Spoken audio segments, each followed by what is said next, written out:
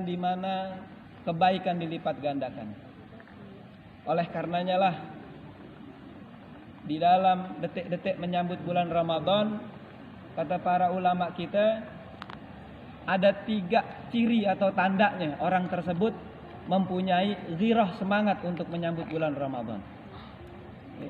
Ada 3 ciri atau tandanya, sehingga kita tidak mengatakan bulan Ramadan adalah bulan yang biasa-biasa saja. Tidak.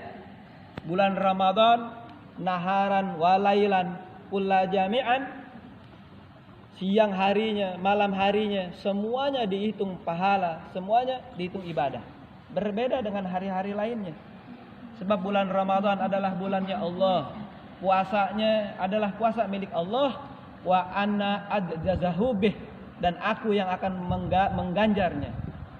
Maka kata para ulama, alamat yang pertama ketika dia ingin menyambut datangnya Ramadan, dia muhasabah dirinya, mengintrospeksi dirinya, sudah sejauh mana dia mempersiapkan diri menyambut bulan suci Ramadan. Apakah dia meminta maaf kepada kerabat-kerabatnya? Sebab masuk bulan Ramadan, Ar-Ramadan syahru taharah, Ramadan syahru nur. Ramadan itu bulan cahaya, bulan suci, bulan yang penuh berkah. La yadkhulu fiha, tidak akan masuk ke dalam bulan suci Ramadan kecuali orang-orang yang suci. Betul enggak, Pak? Betul. Fa kaifa idza ghadabul ghalab? Gimana kalau hati kita kotor masuk ke bulan suci Ramadan? Wala asaru biha. Kita enggak akan dapat asarnya. Makanya para ulama muhasabah diri, periksa hati kita, periksa amal perbuatan kita. Sebab bulan suci Ramadan hanya bisa dimasuki atau boleh dimasuki oleh orang-orang yang hatinya sudah bersih. Sebab cahaya akan terus menerangi hati-hati yang bersih. Itulah kenapa bulan Ramadan syahrul mubarak, syahrul azam, syahrul nuriyah, bulan-bulan yang di dalamnya penuh dengan keberkahan. Kalau sore kita lihat di depan Taman Mini banyak yang dagang kalau nggak salah ya. Pada apa namanya, ngabuburit. Kita udah dendem tuh. Mau beli es campur, mau beli ini, mau beli itu, mau beli ini. Padahal nanti setelah berbuka makan kurma saja sudah kenyang. Betul gak? Betul lah. lah. Saking berkahnya. Di dalamnya penuh dengan hawa nafsu juga. Oleh karenanya yang pertama muhasabah diri. Ya. Kita mempunyai target capaian. Nanti di bulan Ramadan saya mau khatam Quran 10 kali. Amin Allahumma. Amin. Kalau kita boro-boro 1 kali itu malas-malesan. Ya. Habis subuh kita baca 2 alif, 2 kaca, 3 ain, 3 kaca, kita kayaknya malas, ngantuk. Tetapi kalau kita udah azam mempersiapkan diri, saya harus khatam Al-Quran. Hadiah ini saya hadiahkan bacaannya buat orang tua. Ya, jadi ada muhasabah diri. Kita punya rencana, punya planning yang kita susun sebelum kita masuk ke bulan Ramadan. Muhasabah diri. Ini penting. Ya. Yang kedua kata para ulama kita, sebelum kita memasuki bulan Ramadan adalah kita ibda' binafas. Mulai dari diri kita, imsaku anin nafas, menahan hawa nafsu. Ya. Apa maksudnya?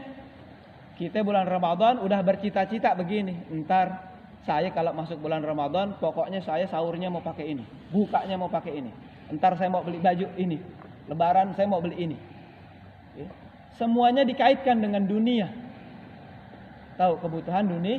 Ya. Pokoknya harus sepatu baru. Ya. Pokoknya harus makanan yang enak-enak. Ya. Padahal Ramadan imsaku anisu'u bil nafs. Kita menahan hawa nafsu kita. Jangan sampai kita tergoda oleh hawa nafsu. Padahal hakikatnya kita saum Ramadan adalah menahan hawa nafsu kita dari mulai terbit fajar hingga tenggelamnya matahari. Hakaza. Padahal Ramadan belum kita hadapi ya. Tapi kita udah, wah pokoknya ntar saya mau beli ini, mau beli itu, mau beli itu. Harusnya ibadahnya yang ditingkatkan. Sholat berjamaah. Bukan makanan. Ya. Nggak melulu dalam pikiran kita makanan, pakaian, ya, dan rupa sejenis lainnya. Kemudian yang ketiga kata para ulama kita, persiapan di dalam menyambut bulan suci Ramadan ialah ta'allama bi ilmi, mempelajari ilmu tentang bulan puasa. La yuqabbilul amal ila bih, dan gak akan diterima amal tanpa kita mengetahui tentang ilmunya berpuasa. Lebih-lebih anak-anakku sekalian yang sudah balik, yang sudah tertaklif tentang berpuasa. Jadi jangan sampai nanti kita berpuasa akhirnya kam min shaim, berapa banyak orang yang berpuasa laisa lahu shaimuhu, enggak dapat apa-apa kepada puasanya, ila ju' wal atos, kecuali lapar dan dahaga. Bulan puasa masih ngomongin kejelekan orang, bulan puasa masih gibah, ya, karena tidak mempelajari ilmunya. Bulan puasa masih nanimah, mengadu domba. Betul apa betul? Betul banget. Itulah kenapa kita tahan hawa nafsu kita. Sudah 11 bulan apa kurang puas? Ya mudah-mudahan sih 11 bulan yang lalu kita nggak begitu ya. Amin Allahumma amin. Tetapi inilah dahsyatnya datangnya bulan Ramadan, semuanya kulluh la'alakum tatakun, supaya kalian menjadi orang-orang yang bertakwa. Takwa kepada Allah, ijtinabu anil ma'asi. Nabi SAW larang, ya jangan kita kerjakan. Kalau 11 bulan kita masih belum puas juga untuk gibah, nanimah, hasud, iri, dengki, bakhil, ya, bakhil, ya sudah 11 bulan kita masuk Ramadan, ya percuma. La yadkhulu illa bih, tak bakal masuk Ramadan kecuali hatinya suci, hatinya bersih. Belajar tentang ilmu Ramadan, belajar bagaimana cara Rasulullah SAW menjalankan ibadah puasanya. Kalau Nabi sedikit-sedikit baca Quran, ya, belajar. Ketika masuk subuh, Nabi tiap waktunya belajar membaca Quran, mengajarkan para sahabat-sahabatnya Quran.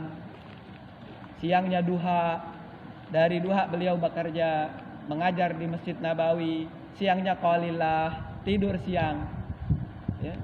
Zuhur beliau bangun, lalu memimpin umatnya. Ketemu waktu asar, beliau pimpin lagi sholat. Masuk waktu maghrib, beliau kumpulkan keluarganya. Begitulah kita pelajari syirah an-nabawiyah. Kaifa, bagaimana caranya as-saumu ala Nabi Muhammad sallallahu alaihi wasallam. Sedangkan sebaik-baiknya panutan adalah Nabi Muhammad sallallahu alaihi wasallam. Kalau kita kebalikannya, malamnya begadang. Lantas kita kita tenggelamkan diri kita. Habis sholat subuh tidur, nanti bangun zuhur, betul gak? Habis zuhur tidur lagi, bangun asar tidur lagi, bangun maghrib.